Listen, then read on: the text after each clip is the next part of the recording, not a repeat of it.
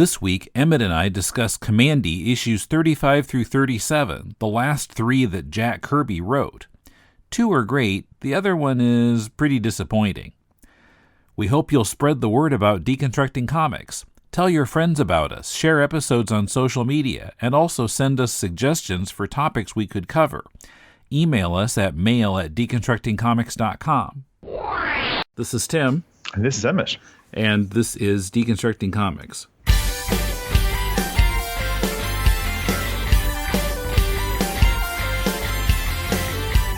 Welcome to Deconstructing Comics. This is Tim in Tokyo with Emmet in country Victoria, Australia. How are you?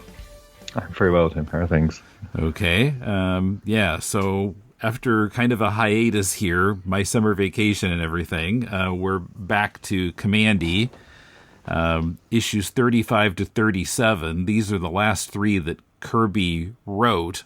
There are three more that he drew, which we'll get to later. I felt like the art was a little bit different in these somehow. The covers, some of the covers seem kind of sketchy, and the art inside just, I don't know, it feels like it's missing something. Did you notice that, or is it just me? I hadn't noticed that. That's an interesting point. I'm just looking at the cover now. It's got a less how would you put it? A less refined touch to it, maybe. Uh-huh. But if we're talking about issue 35, it's an incredibly striking cover. Like, it's a very interesting cover. And Tim, look, I'm so sorry. I apologize. This might be Queen all over again. Because I think you know where I'm going with this. You're going to accuse somebody of stealing something from Kirby. Oh, look, take a drink, folks. No, I'm sorry. Like, this whole issue, wow. We're going to get into it, I think. But okay. The cover in particular, even the cover imagery, is strongly reminiscent of a certain movie franchise. Well, that was the first thing I thought of, too, even though I haven't seen those movies. But Alien, right? Yeah. Mm-hmm. Although in this story, it's a little bit different, like, technically speaking, because it's not an alien invading somebody's body. It's somebody turning into a more alien-looking creature, if I understood it correctly. Well, there is an aspect of the alien infests the host body in the Ridley Scott movie, and then emerges from John Hurt's chest cavity. Mm-hmm. Spoiler for a movie that's over 40 years old. And as the series progressed, they started exploring more and more the idea of the aliens becoming the creature in the Alien movies, becoming more like humans or taking on human traits. And yeah, there was all sorts of shenanigans. So, I mean, that's a thin distinction, I would argue. But I'm talking about the imagery, like the actual spacesuit and the helmet, and then the fogged over helmet and something inside the helmet. That's strongly reminiscent of some of the images in Alien, where we have John Hurt again entombed in his own spacesuit, and there's things on his face. And it's sort of the actual mask of the astronaut suit is actually occluded. It's fogged over, and then there was an actual fogged over mask here too. And I was like, oh, okay. Dan O'Bannon maybe read this down the newsagent one day and took some inspiration from it. He wrote the original Alien script. Well, when did the first Alien movie come out? Okay, so this is the issue.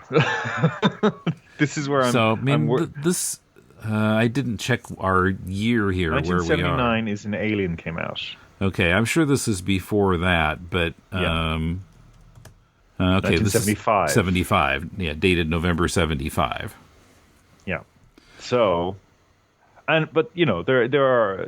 It's not like there weren't other science fiction stories about aliens infesting crew, coming on craft, all sorts of things. But there's specific imagery touchstones here. That's what I'm not talking about the idea. I'm talking about the actual imagery of this particular idea, and that's where I find again this tantalizing sub-theme to our conversations, other people lifting concepts from Kirby and being more successful than him. Yeah. So that's kind of where I'm coming from. Now, again, I think Donovan is no longer with us. I don't know if he was ever asked about this in an interview. I doubt it. It seems like it's something so relatively obscure. But people pegged that George Lucas, we keep bringing this example up, but George Lucas took liberal inspiration for things like Darth Vader from Doctor Doom and Darkseid, all that stuff. So people were aware of things like that. So maybe somebody has actually asked O'Bannon or Ridley Scott the question, were there copies of Kamandi on the set of Alien in 1979? I don't know. They would have been only 4-year-old comics at the time. So yeah, exactly. Could have been. But yeah, the cover, we see, so we're looking from within a space capsule. Out the open door, Kamandi is running towards the door saying, Dr. Canis, and Canis is behind him. Something moved. Maybe that astronaut is still alive. And inside the capsule, we can see a spacesuit, and from the broken helmet, an alien is emerging. Yeah. Yes. Did you notice this is signed by Joe Kubert? Oh, did you do inking on it or something? It might have been drawn by him. I don't know. Oh, there you go. Well, there's your stylistic. That's why it looks different. Right there in front of my face, right there by Kamandi's foot. Oh, yes. Okay, interesting. Apologies to the late Joe Kubert if we were being a bit rude to him there. Yeah, no, he has a more penciled style. Like you can see, he leaves all his sons do it too. I think Adam started cleaning his up a bit later, but like when they first started doing things like X-Men, you could see very similar to the dad's style. He sort of lets you know what he's doing on the page. It's an interesting approach. I'm fond of the Kubert stuff. Okay, so yeah, we left Kamandi and Dr. Canis in the quote-unquote UFO, leaving Earth, and they can see Earth on the spread, pages 2 and 3, and the narration box says that we can't see the scars of the great disaster from out here.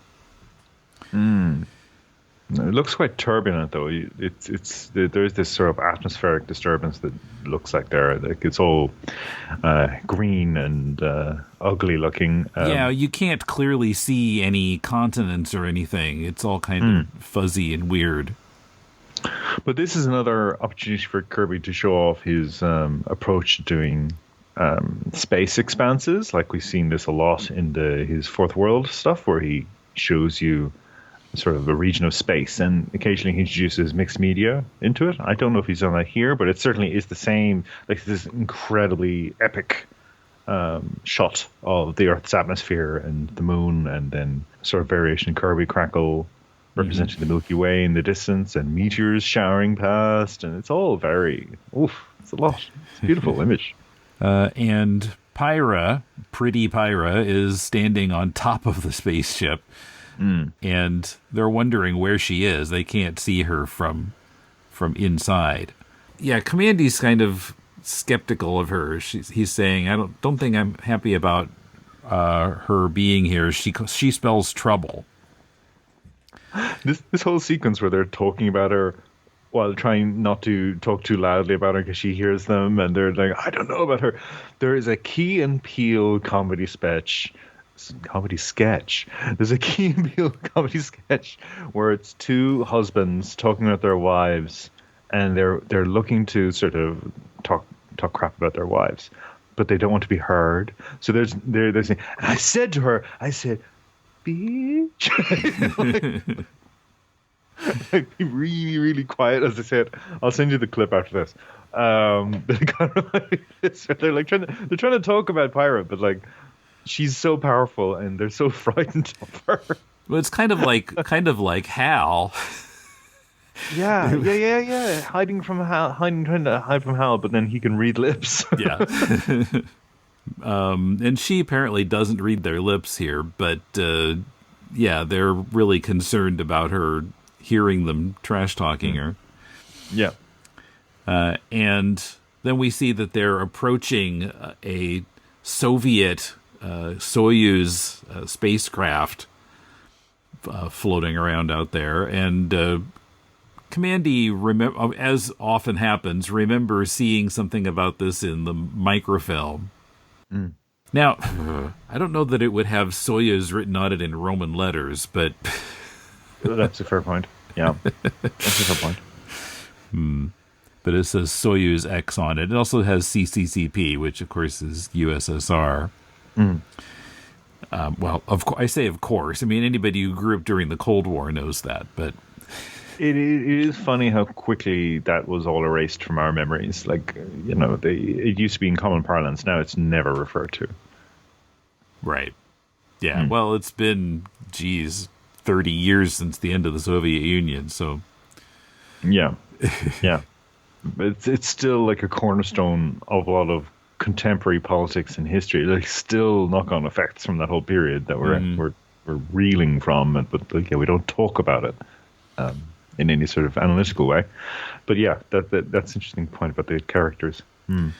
So Dr. Kana says, we got to get on this ship. It must be very interesting. And Kamandi's thought is kind of interesting. Funny how Doc Canis can shift from fear to curiosity. Guess it's just part of his dog heritage. Makes sense that he is a dog and he's more intelligent than regular dogs, but yeah, he's got those characteristics still. Yeah, I found it slightly speciesist, but yes, okay, fine. Fine, Kamandi. Stereotyping. Kamandi is kind of skeptical of this whole thing, but Canis is saying, you're always boasting about what your kind did when you were the dominant species, and you should be interested in this because it's probably built by some humans. That's confusing because we know it was. Yeah. Well, yeah, I mean, that's something that's kind of nagged at me a little bit through the series is that, these animals, dogs and tigers and whatever, are aware of the pre-Great Disaster civilization, but they don't seem to acknowledge that all that stuff was done by humans. They're kind of stuck on what are humans like now, and they're these cattle, and so it's like they never quite acknowledge that humans used to be on their level and that they were on the level of the current humans. We did encounter some tribes who were a little more conservatory. They actually did acknowledge that there was a break in history. But a lot of them do seem to just have this propaganda machine working where it's like, well, humans are animals. And they're stupid and they can't possibly. And we encountered again these last issues Kirby wrote again where Kamandi will start speaking and you think that would be like case closed. All right, he's different. But they're just like, oh, that's interesting. Yeah, they said that's weird. He's still speak, but he's still an animal. He's still a lowly human. Yeah. Although, there's one civilization later on here that's a different attitude, but we'll get to that. Yep. So they managed to get onto the Soyuz. They make some kind of a tunnel, a gangway going from their UFO to the Soyuz. And they very quickly notice this cosmonaut suit. And as you say, the helmet is kind of fogged up. You can't see inside conveniently. And this cosmonaut is seated in a lotus position. Kamandi mentions that was used in the practice of yoga, because apparently Canis is not familiar with yoga. It's interesting the bits that they preserve from the previous civilizations. So they'll take your cities, they'll take your cars, they'll take your automated weapons, but no yogic practice. None of that Eastern occultism, please. Thank you very much. My breathing is just fine. Well, I mean, we haven't seen what's going on like in Asia in the story at all. So who knows what kind of, maybe there are pandas over there who are doing yoga. I don't know. I would love to see it. I would love to see it.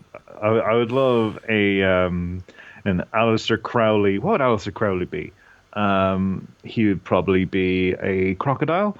An Aleister Crowley crocodile come to the West with all his yogic texts and instruct the people, meanwhile having his way with whoever he pleases and doing lots of opium. That would be a storyline I'd love to see. Aleister Crowley and Kamandi. Pyra mentions that doing yoga helped to save the cosmonaut's life, and Kamandi's like, wait, what? You mean the cosmonaut is still alive? And she says, of course. But yeah, she can sense that there's still a living thing in this suit. Yeah, so her powers of... This is similar to our conversations about Spider-Man's web, Spidey sense inconsistencies. Yeah. So her powers are interesting because she can know for a fact over a long distance that Kamandi is fine, that he is well. What he's doing, she's got this connection to him. Maybe she's got a particular connection to him. That's fine.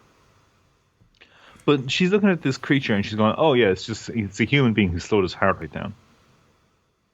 Now, it's an interesting question. Maybe, well, we'll find out next is it's not quite a human being, but maybe it's manifesting the aspect of human, and therefore the slow heartbeat is an aspect of that. Maybe that's part of what it's doing, this whole transformation. But I did find it odd because I was thinking, well, it wouldn't have the same organs. It wouldn't have the same, it could simply be in stasis. It could look like a corpse. And then when their back was turned, it could, emerge. But no, specifically, she identifies it as being a human being who has slowed his heart rate down to survive for centuries. Yeah, we have no idea what year it is in the story. So, there is... That is a big leap for Pyra to make, I would have expected Canis and his scientific method to speak up a bit here. Well, hold on a second now. And she uses her power to wake up the cosmonaut. And then let's walk away and not investigate further. Yeah, and then they just walk away to look around the rest of the ship. Kind of bad timing. But, you'd think that they would stick around and see what happened. But, yeah, while their backs are turned, the cosmonaut wakes up, the helmet breaks in front, and this kind of wormy creature comes out. But, yeah, we can see from the thoughts that this is, and from the narration, that this is the form that the cosmonaut has now taken, Major Leonid Vasilov. He's thinking that he needs to carry out his orders. And he slithers out through the helmet. He looks kind of like that creature in Spirited Away. Yeah, that's good. No Name. I think. Yeah, I think that's right. Yeah, that's a good call. And the title of this page, this sort of chapter 3 title, The Thing That Came Out, this is where maybe I would give the previously slandered Dan O'Bannon a break, because that is reminiscent to me of the I think it was produced by Howard Hawks, or it's from his studio at least, but it was directed by Christian Nyby, The Thing from Another World, 1951, which is the movie that would later inspire John Carpenter's The Thing. And John Carpenter would level up the body horror in a way that maybe is more reminiscent of this. But yeah, that at least had a similar title and also a similar premise. And maybe there is something there. Maybe Kirby saw The Thing from the world and sort of was riffing on it back here. Right. Every seems like every piece of fiction can be traced back to something else that somebody else did. Sure, and that's a fun little weaving game we can play. But I just find it interesting just tracking back and seeing where people get their ideas from, or what they're sort of riffing on, what their synchronicities are. Why I call out people for lifting from Kirby is because I feel as if, number one, it's not acknowledged. Number two, the specificity of those lifts bothers me, because I kind of feel, you could have gone a different way with it. You could have taken the concept and then put your own stamp in it, but instead it's like, oh yeah, panel 5. Let's make that big and put it on the big screen. That's why I take umbrage. Right. Yeah, there's a difference between inspiration and plagiarism. Yeah. So their backs continue to be turned to this creature until he reaches out with kind of long, bendy fingers and wraps them around Kamandi and is pulling on him. And he says, "I can't get loose. It's like steel cable." It's like evil Mr. Fantastic. Yeah. Yeah, and the narration mentions that he has no bones anymore. The calcium is gone. So, yeah, he can really stretch out and become large like Mr. Fantastic. He seems to be much larger than Kamandi and Canis in that bottom panel. Yeah. He's suddenly surrounding them. And if Kamandi touches this creature, it burns his hands. And it's got Canis until Pyra shoots some fire at the former cosmonaut, and he lets go of Canis. But Canis is unconscious. Not Kamandi, so you don't need to drink, but but Canis is. There's a recent movie that came out as well, with Ryan Reynolds and Jake Gyllenhaal. And it's another, alien on a spaceship movie. That's called Life, and the little creature in that movie is so malicious. It's upsetting for me to even think about it, because it's got a little smile. Like when it's eating a person, it's got this little smile on its face, and it's like, oh my god, it's burned into my brain now. It's horrific, and it's got a really upsetting, and the movie got a really upsetting ending. So Tim, not one for you, I suspect. No. But yeah, the idea of being stuck on a spaceship with a creature that can change shape, can move around without your notice, then can attack you from the dark, it's terrifying. Alien was frequently compared to a haunted house movie. It was a haunted house in space was like the high concept for Alien. And I can see that. It's like the spectral presence that can move and shift and then strike. But instead of a ghost, we're dealing with a creature we don't understand. So that's kind of what's going on here, and this tradition's been set in motion in all these movies and other comic books that have come out since. But that's what we're seeing here. It's this thing that it can change shape, it can grow big, it's got acid skin, it can it can polymorph if it needs to, it can turn into what looks like a person. Its desire to survive is paramount, and it still bears a trace of the Russian cosmonaut. Like his command, we'll get to that, but like it's still got. There's a person in there still somewhere, which is terrifying as well. Like the transformation is terrifying. Yeah, sorry. It's awful. So they find a recording. The two cosmonauts were talking as the great disaster was happening on Earth. And Pyra says she's unscrambled it so that Kamandi can understand it, which I guess means that she translated it into English, because surely they would have been speaking Russian. But that's a fair point. We can hear it all in English here. Maybe Kamandi's grandfather taught him all of human languages, and he can speak Russian. That was in the microfilm too. Yeah, it's not come in handy once since he left, because everyone's speaking English. But yeah, maybe that's what's happening there. Yeah, they're clearly speaking English. And when they saw the great disaster happening, they concluded that nuclear war had broken out and that probably America had attacked the Soviet Union. And I kind of liked the bit where one of them says, no, I don't believe you, not war. They wouldn't start a war. And the other one says, why not? Their side has as many fools as ours. Yeah, no, that's really good. So one of them is thinking, we need to get back to Earth. And the other one's like, what are you, crazy? It's suicide. And there's talk about what their final order is, and we have to carry out our final order. And then the ship was bombarded with shock waves from the great disaster, and then that's the end of the recording. So again, there's stuff that comes up in these issues where it's stated definitively that it was a nuclear war. Like, it was a nuclear disaster that caused the apocalypse. Something else happened. The event. Don't talk about the event. That's another comedy sketch for the anyway. So maybe there was something of significance. Maybe Kirby was building up to it. I don't know, but it also altered these cosmonauts. It changed them. Now we don't know if Vasilov ate his colleague.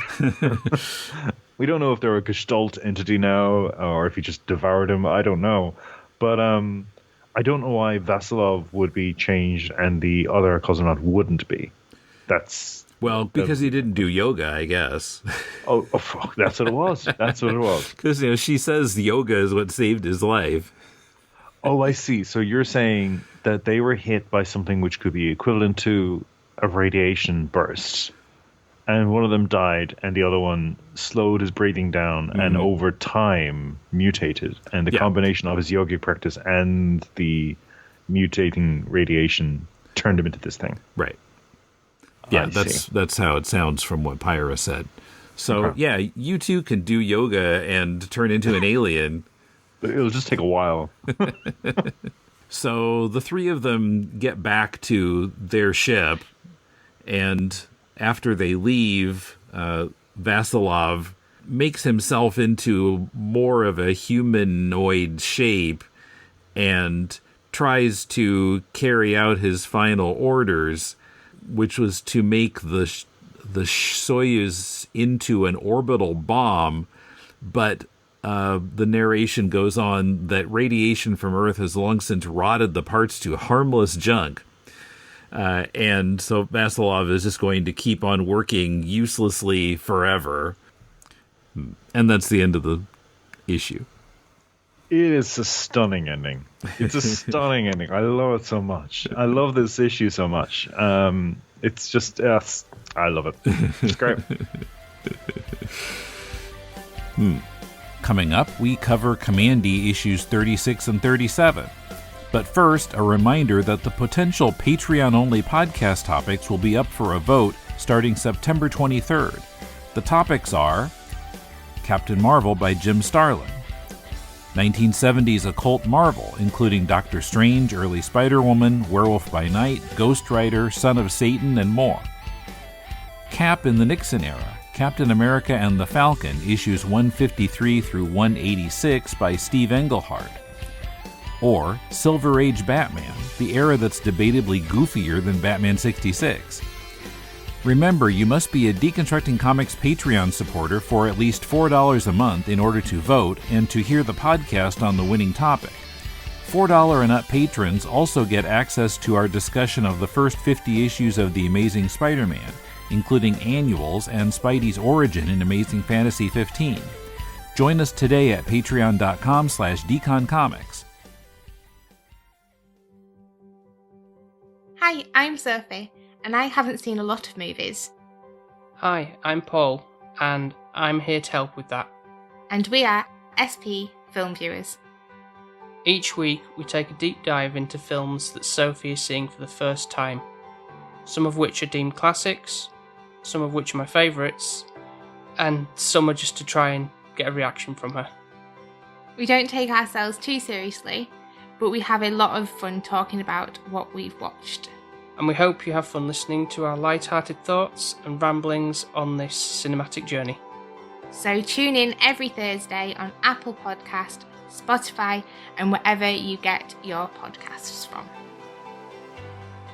Okay, so another Kubert Kubert. I always say Kubert, but maybe it's Kubert. I think Kubert is the video game. Anyway, another cover by Joe on issue 36. I thought you were trying to say Kubrickian. I was going, oh, we're going to talk about Kubrick now. No, not Stanley Kubrick. Yes, no. Or is it Kubrick? I don't know. Let's see what we've done. Kubert. I met him once. He came out to Sydney, and I had a quick chat with him. And lovely man, and I think he passed away just a few months after that. Wow. But yeah, no, I really loved his. It is late in his career. He started doing more personal work, and the Jewish gangster graphic novel and his Holocaust graphic novel, and really he just excelled at that point. I think him founding that school was a really interesting solution to the problem of a lot of his contemporaries, which is when they start out young, they produce all this great work for very little money that gets merchandised to the hilt. They don't see a cut, and then they get chewed out and spat out by the industry. I feel like Kubert was smart in that he managed to find purchase in a different way, and then he became the influencer on generations of artists through his school. So, I just want to give a tribute to the man. I think he was smart in doing that. I think that was an interesting way to thrive in an industry that you don't have a very long half-life as an artist sometimes, particularly at this time. Yeah. So the blurb on this issue says, everyone is just dying to get into, quotation marks, the hotel, which is the title of the story. And the cover shows some crocodiles in water and some wolves outside the water, and they're both pulling on Kamandi and saying the animal is ours. Are the wolves wearing like French Legionnaire type outfits? Well, a different color, maybe. Yeah, I'm not sure what those uniforms are supposed to be, but kind of soldier-ish.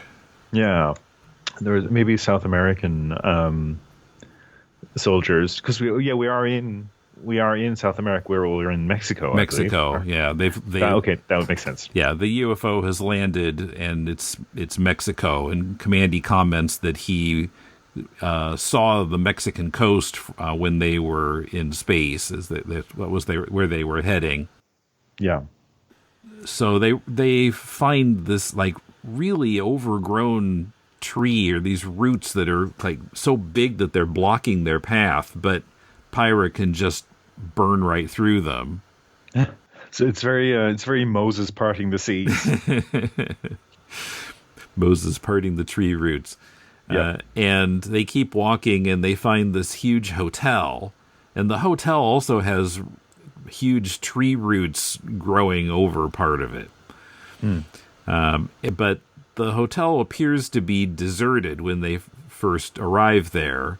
So they're kind of all by themselves. But the pool is there, and it's got water in it, and it's clean. I don't know. He should look at the water and say, somebody's been cleaning this pool. Yeah. But he just says, oh, wow, it looks awfully tempting. And he dives in, he's swimming around, and then he runs into a crocodile. And, of course, these are intelligent crocodiles that speak, and they're upset that another animal was found in the pool. Yeah.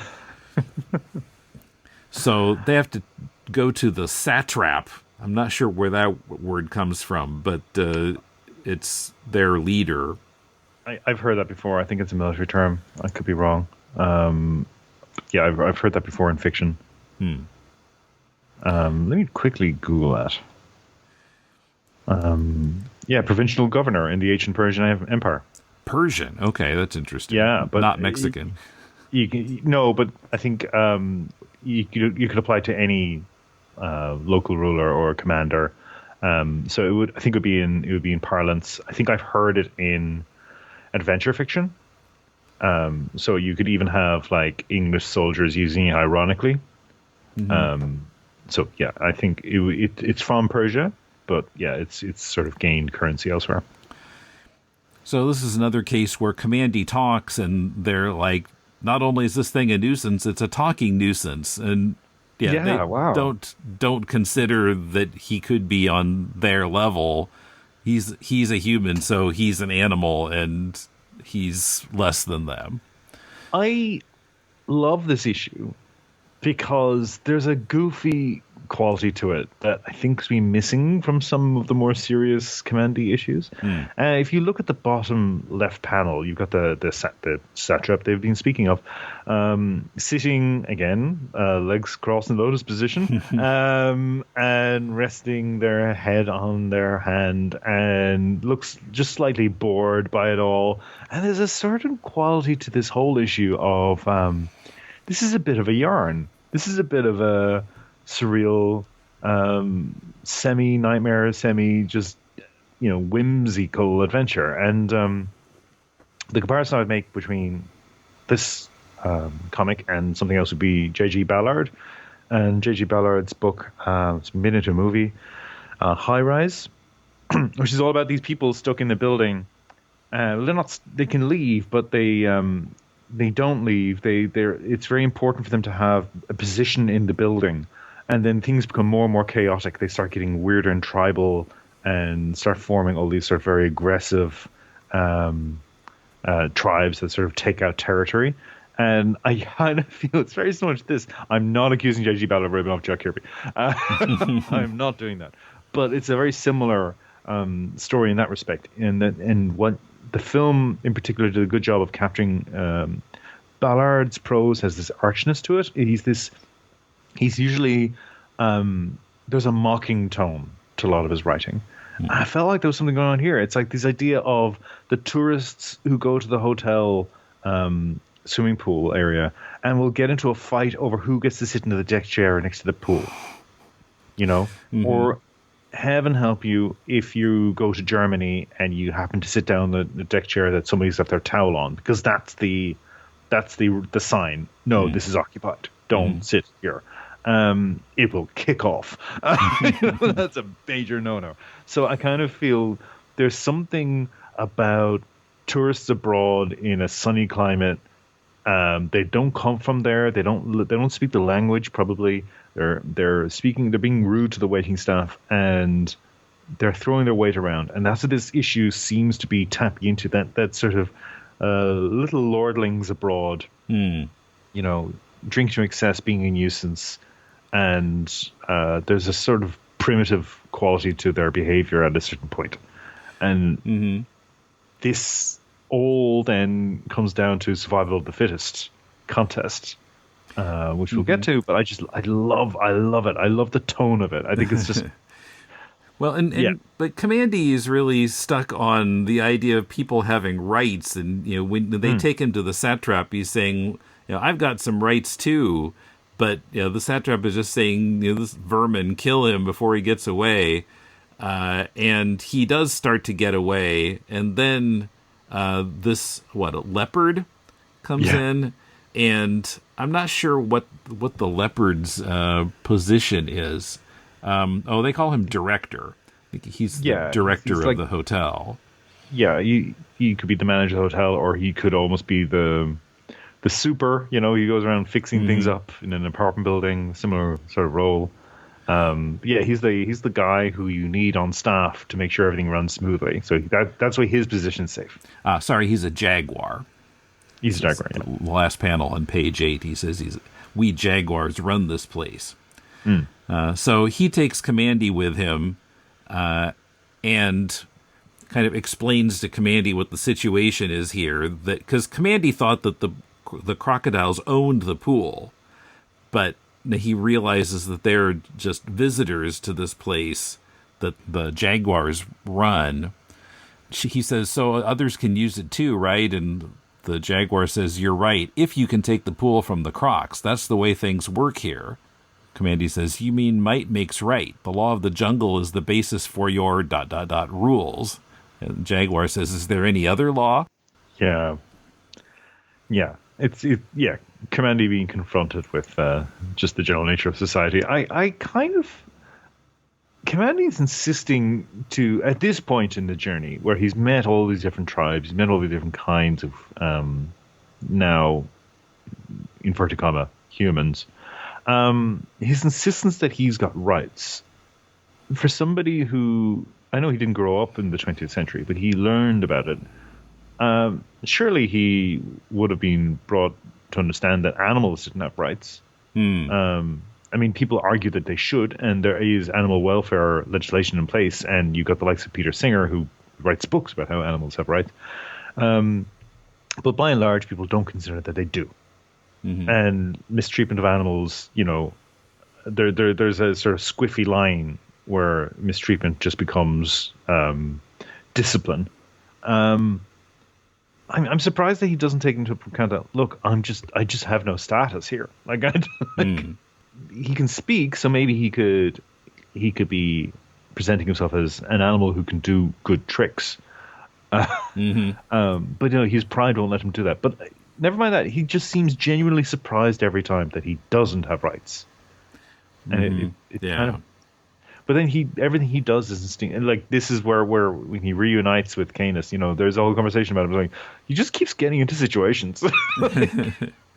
Which I love, you know. Well, and here then when Kamandi comes back and finds Canis and Pyra, and Canis says, I honestly don't know how he avoids it. Kamandi leads a charmed life. Yeah. Well, that's what happens when you're the main character of the book. He's got main character syndrome. Yep. Yeah, because he should have died half a dozen times at least, but... From the head trauma alone. Yeah. And the Jaguar says the rules were here before the first Jaguar arrived, and the prime rule is the customer is always right. That's why he's alive. Okay, so is it survival of the fittest or the customer is always right? Those aren't the same thing. I mean, you know, you could argue that the customer is always right. Just lets the person selling the product be a sort of arbiter of a pretty savage battle between customers. Have you seen Black Friday sales? My God, they're animals. So then a human falls from the balcony. And, you know, he's the typical human of the Kamandi world. And Kamandi concludes that this guy was pushed from above. And they look up, and now they suddenly realize that there's a huge fight going on the balcony and the stairway. Like, they didn't notice it before, between these, you know, animalistic humans and the wolves in their uniforms. And the wolves are pushing out the humans who had been kind of camping out there. And the Jaguar says, it's nothing to get excited about. Eviction battles go on all the time. I expected this one when the wolves arrived. I love that phrase, eviction battles. It's a great phrase. So, and Kamandi's upset because the wolves are just beating the crap out of the humans in a Comics Code approved way. The sound effects, whack, bam, crack, pow, it's a little bit. Yeah. And then somebody, I don't know if this is a lettering mistake. Oh no, it isn't a lettering mistake, but somebody falling from the height is going, yeah. And Kamandi says, but your prime rule, it states that the customer is always right. Their customers, how about their rights? And Jaguar says, they must protect their own. If they can't do it, well, they find some other shelter. That's it. So, I mean, yeah, there's a what's the pecking order? Pecking order, yeah. You know, some customers are more customer than others. Yes. Yeah. Animal Farm. Yeah. Yeah, exactly. And yeah, Kamandi is stuck on, like, don't the weak have rights too? But the Jaguar just says, I'm not a philosopher. I just follow the rules. Those animals are lucky. The rules allow no killing on the premises. Okay, well, that's nice. We have an anti-killing rule. Not a law, just a rule. That's probably just because of the cleanup cost. Yeah, exactly. I mean, the guy who was pushed from the balustrade, you know, and landed, like, he's not dead, but he's not well. No. He's probably broken a bunch of bones. So he may die as a result of those injuries. But yeah, he wasn't gashed open, so I guess that's fine. Right. Well, Comics Code in 75, you can't have blood. So, or if you do have blood, it's black. Interesting. So Kamandi decides he's going to claim possession of the entire second floor. Kana says, Kamandi, no, but the Jaguar says, you can have it if you can take it. And Kamandi ends up fighting against the Jaguar first. He says, I can take you, Mr. Director. So that he's going to try to take over the second floor, and the Jaguar gives him some non-lethal weapons. He has some baseball bats and stuff there, but Kamandi picks up, I guess this is a fire extinguisher. It's never stated, but it appears he's got a fire extinguisher, and he's putting extinguisher foam fluid into it. And I mean, the Jaguar doesn't seem to even know what it is. Well, he combines a couple of different chemicals, it looks like, to create this adhesive foam, I guess you'd call it. Like, it actually, we see what it does in the next page or so. But yeah, he does a little chemistry experiment in a canister, a red canister. So we saw that there were some there. So he probably would have had to empty them out first to add, because it's not fire retardant. It's something else that he's conjured up. So he's done a little chemistry experiment there. And then they MacGyver the rest of it to turn it into But I was surprised that Kirby didn't give us any specific clues about what it was. We just see what he's doing, but there's no explanation. It's like Anton Sugar in No Country for Old Men walking around with this device. Nobody knows quite what it is. It uses air pressure and it kills people. That's all we know. It's a bit weird.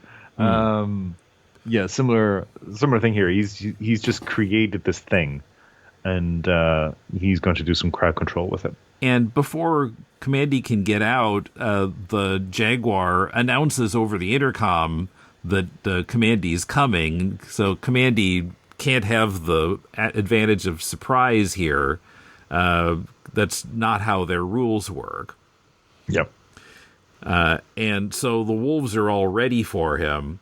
And one of them has a knife, which he's not supposed to have because it's a lethal weapon. But he's kind of like, it's just an animal. I'll only get a small fine. So the rules aren't up to much. And he throws the knife at Kamandi, but it misses. And Kamandi ducks, to be fair to him. Yeah. And then Kamandi sprays this, whatever it is, on the wolves. And so the wolves are covered with this stuff. It's sort of pasty, it's stinky and sticky. And so they run to the pool to get cleaned off. Although, strangely, in the panel where they're jumping into the pool, they're already free of the foam. There's no foam visible in that panel. But they jump in the pool, and then they run into the crocodiles. And then the crocodiles chase them away. So Kamandi wins control of the second floor, I guess. I kind of wanted a little more out of this sequence. I know we're at the end of the issue. I kind of wanted a little more because I just loved it. I loved I loved his idea. I love Kamandi's approach. We see him like kicking in bedroom doors and spraying inside. I kind of wanted like a couple in bed together, and then Kamandi sprays them. I just wanted some more detail, because I think there's a certain comedy to it as well. And you're right, it's a shame that we miss them still covered in this stuff.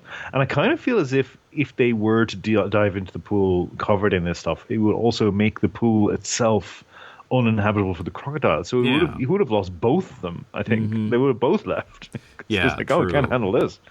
But yeah, I really enjoyed. I thought this issue was a lot of fun. Like I said before, there's a sort of satirical element to it that I just really miss from some of the Kamandi stuff. He does it every now and then, and those are the issues that I really loved. And I think looking back on the Kirby Kamandi issues, the Kirby written Kamandi issues that we've talked about, those are the highlights for me. It's when he just sticks the knife in and twists it a bit. And the other Kirby book that this reminded me of was, it's probably just because of the close quarters, the Mr. Miracle issue in the apartment building, which I loved as well. Yeah. The staging of it's somewhat similar, and the idea of having to fight your way through a building. But yeah, I just really enjoy when Kirby just gets a bit innovative and explores the medium a bit more creatively. And this just to me was just a tight, nasty, very funny yarn, and yeah, definite highlight. And so I would have thought that Kamandi would like do something with the second floor, but the next issue we're on to a completely different story. He's moved on. Yeah, I don't know if he says it's going to be given back to the humans. That's what he wants. That's his intent. But we don't see them come back, so we don't know how that all shook out. Right. He said, the animals can come back. And Jaguar says that's the rule.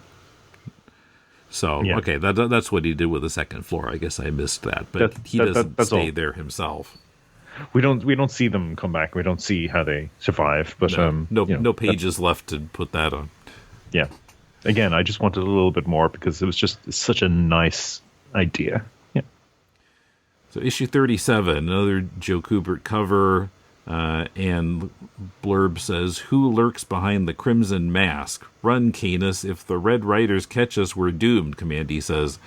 And Canis says, "I can't, Kamandi. I'm trapped." And we see these 3 Red Riders, their head-to-toe red costumes on, riding these huge tricycles and shooting net at some apparently other humans in the background. Kind of Spider-Man-like.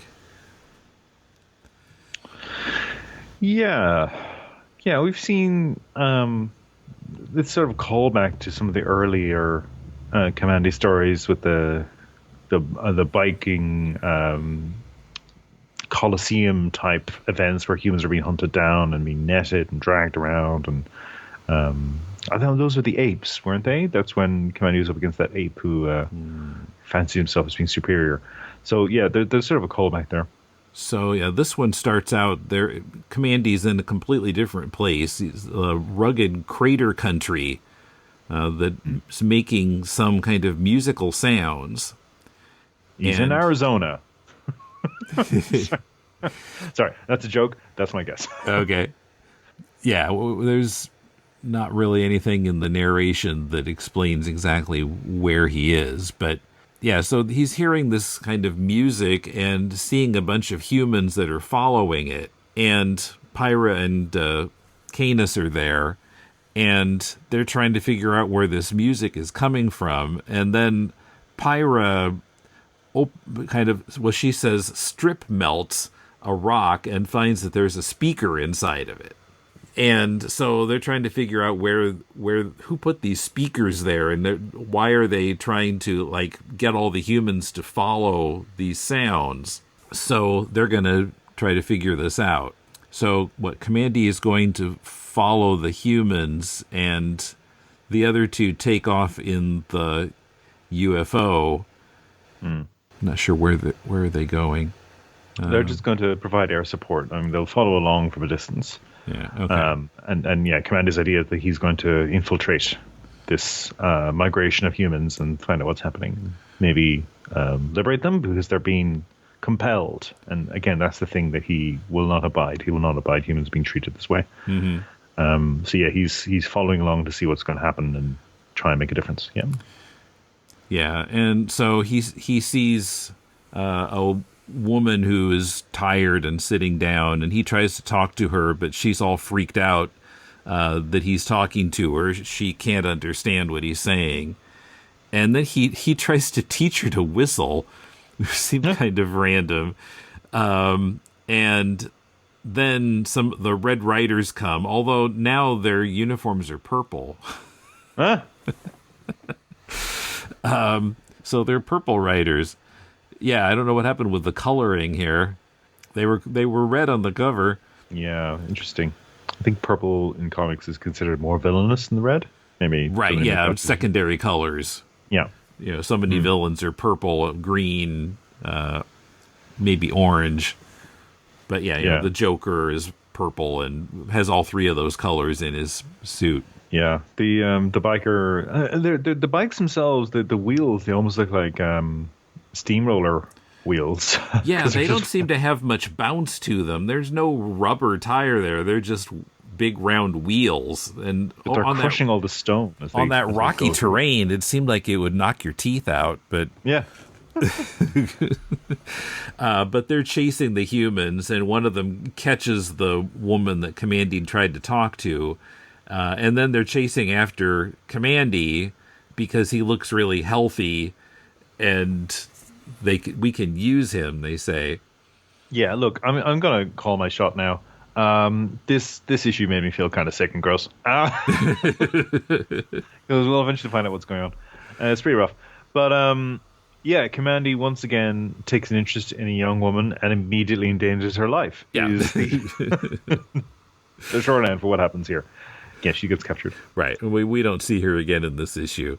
Yeah, but yeah, he manages to get the best of some of these purple riders and steals the firearms from one who he's caused to fall into a pit, and another one he manages to steal his bike, or his trike really, and so now the playing field is even. He's going after other riders with on the bike with a gun.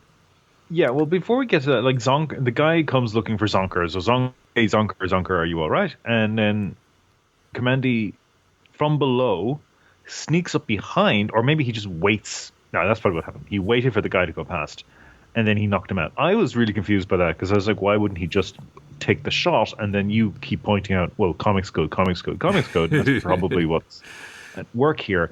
But maybe he was cleverer than that. He actually just waited by that boulder, waited for the rider to walk past looking for Zonker, and then cracked him on the back of the head. Okay. Right. I was wondering, what's Zonker Harris doing in this comic? Oh, maybe it's not that one. But my mind immediately went to Dudesbury.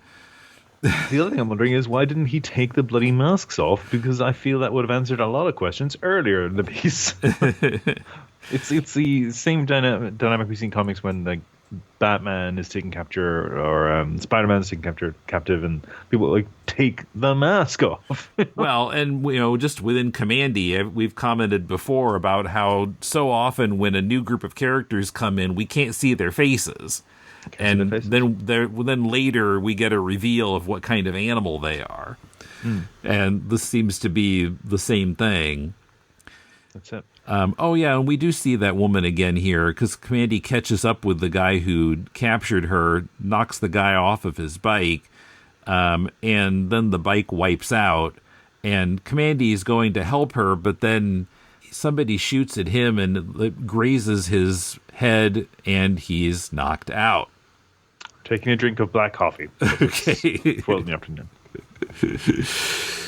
We should have counted how many times this happened. So that could be a YouTube video for you, Tim. You can edit together all the times we did take a drink. That's a whole video right there. So the Purple Riders have pulled up their visors, and we see that they're humans. And they're saying he's the cleverest. He's a super animal, the best I've ever seen. Maybe, just maybe, he could be the long-sought answer to the age barrier. Oh, gross. So gross. So they're going to take him to the council. And the next time we see him, he's in a cage made of wood. The bars are wood. I guess it's a larger cell than that. But we get a couple pages of him just, in the cell. Yeah, this comic just insists on gaslighting me with this Red Rider stuff. But, we got riders in blue and then red riders in red, so maybe that makes the purple. I don't know. So then another human comes to Kamandi and says he's going to take him to the council. He's really shocked at an animal speaking, and Kamandi is surprised too, because he says, I didn't think that reasoning humans existed anymore. But now that I found your kind, I'm not exactly overjoyed. Nobody's perfect, fella. Yeah. You're a disgrace to humankind. Instead of looking upon those wandering humans as animals, you could help them to develop with dignity. And the guy says, but you've got it all wrong, Mr. Bleeding Heart. We put them down, but they've got traits which we envy. They have a gift denied to our tribe. It's like a joke, a mad joke. And then we go back to Pyra and Canis, and they're shot out of the sky by some big cannon, and then we're told that we'll come back to them next issue. Yeah, because the flying UFO was a distinct advantage for these characters. Yeah. Needed to be taken off the board. And so this guy is taking Kamandi to see the council, and then he suddenly seems ill, and he says, "There's nothing you can do. Nothing. I've reached the age barrier. We can't live beyond the age barrier, and then we just die." And so he just dies right there. Mm-hmm. And somebody else comes along who seems quite young, and holds Kamandi at gunpoint, takes him to the council, and he talks to an even younger looking guy. So it turns out that these people, I mean, they are born like intelligent and like talking like adults, and they grow up to adult size within 5 years, and then they die. Yep. And so they're hoping that Kamandi can stick around and have babies with a bunch of their women and gross, it's gross, and breed them so that they can live longer. Yeah, it's pretty awful. Of course, he doesn't want to do it, but they say, "Well, you haven't met Arna," and this woman walks in, and so next issue, the mystery begins to unravel. Of Arna is apparently the title of the next issue. Plus a new writer and a new direction. Oh dear. Yeah, I was very upset when I finished this issue. It was just like, okay, this is borderline, if not over the border. Like, as I said, gross, because you're talking about, the age barrier concept is just really upsetting to me. But then, for this to be the last issue Kirby wrote and drew, I just wish it wasn't this one. I wish it was the hotel one, Yeah. What a highlight. And then this is just... And look, there is something interesting in the idea of rapidly aging species that has so much time. But I don't know why that species... Okay, so they are conscious humans, so they are aware that they used to be like this. So their concept of the age barrier is one of resentment. But like the mayfly exists and the mayfly thrives. They could thrive within that 5 years, and they're very technologically advanced. But the idea of them trying to break out of this cycle and then reintroduce through breeding pairs, new DNA, if you like. I assume that's what is being alluded to here. It's just, oh my god, it's just awful. Because, it's just, yeah. I don't want to get into it really, and this show is not the place for us to do it. But like, I wonder if this comic would be popular in certain libertarian sections of the internet. Let's just leave it there. It's just awful. Although I did kind of like the baby in the high chair talking like an adult. Funny visual. It's cool. like Boss Baby, but like... Yeah, Boss Baby. It just underlines the way this is disturbing. So Jerry Conway takes over writing with issue 38. But yeah, I mean, it's kind of like, like 20, 30 years ago, there was this thing with Daredevil where each writer in his last issue would put Daredevil in this horrible position and stick the next writer with, Daredevil's in jail. Deal with that, huh? And so maybe that's what Kirby was doing to Jerry Conway. I've set up this icky storyline. Now you got to deal with it. Will Kamandi stop an infant? Tune in next issue. Oh, God. It's rough. It's rough for me. There has been and again, like I know I refer to TV tropes a lot, but like there is a category in the TV tropes.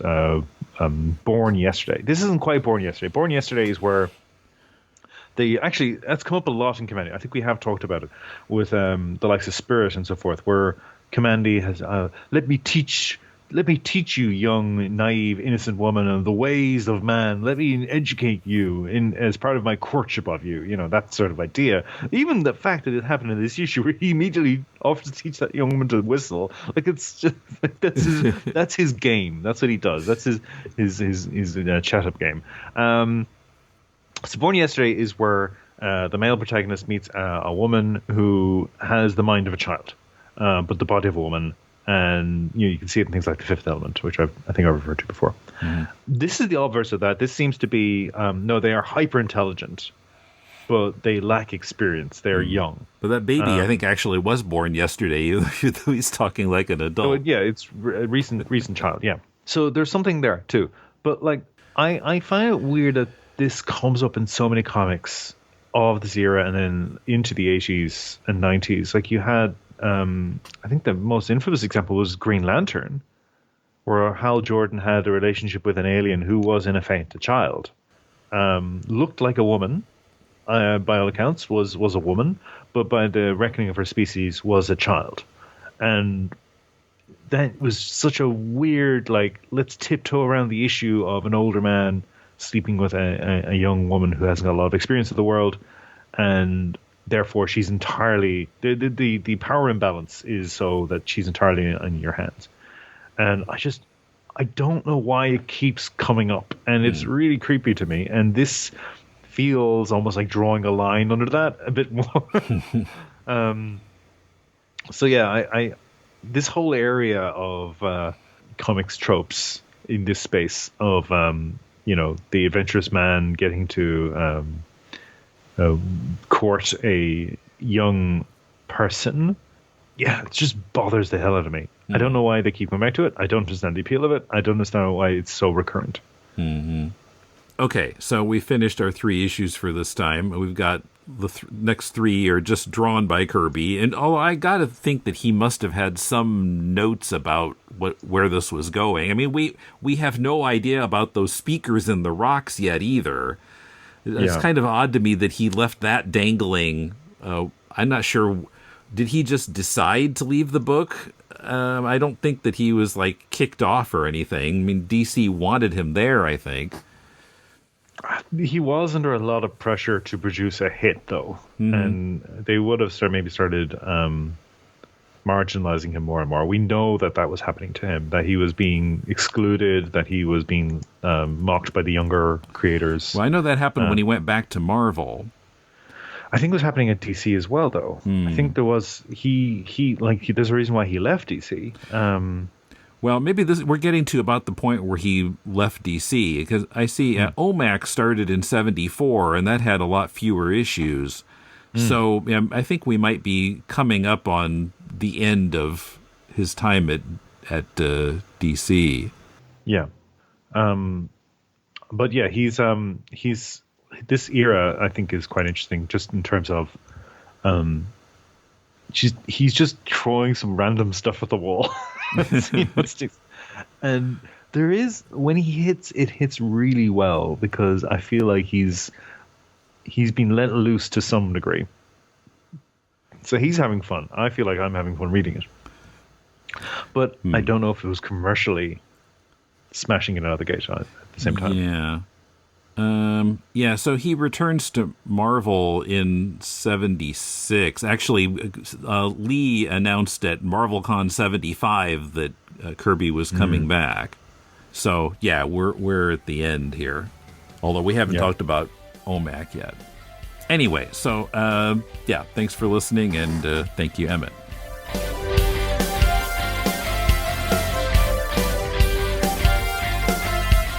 Kamandi, The Last Boy on Earth is published by DC. If you're enjoying our weekly comics talk, consider supporting this podcast by joining us on Patreon at patreon.com/deconcomics. And go to deconstructingcomics.com to connect to us on Twitter, Facebook, or YouTube, to shop on Amazon to support the show, and to find links to subscribe to the podcast. You can comment on any episode there, or drop us a line at mail@deconstructingcomics.com. That's also the address for submitting your own comics work for possible inclusion on our spin-off podcast, Critiquing Comics. Our theme is by J.B. Anderton. Next time, Emmet and I go straight into Kamandi issues 38 through 40, drawn by Jack Kirby but written by Jerry Conway. How do Conway and DC deal with the potentially skeevy plot point Kirby left them? Can Conway keep up with the general Kirby quality of writing? We take a look next time. Till then, this is Tim, and thanks for listening to Deconstructing Comics.